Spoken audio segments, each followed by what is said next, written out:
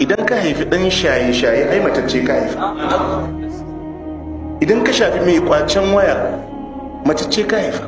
Idan ka haifi wadda zai yi kidnapping mutane ya karbi kuɗi ai matacce ka haifa. Allah ce to kar ku kashe ƴaƴan ku, ma'ana kar ku sake ƴaƴan ku galala babu tarbiyya su yi rayuwar da mutuwarsu ya fi amfani ma al'umma akan rayuwarsu. Don annabi ya faɗa akwai mustarihun akwai mustarahun minhu, akwai wadda in ya mutu ya huta, akwai wadda in ya mutu al'umma sun huta. Wata fara baka wara shara madara yau na gane ta. Laga raga zaga kin yi wa mata kota. Kwarjini ta kamini da na gani auna launin lallai ne kyau kin ga jarabta.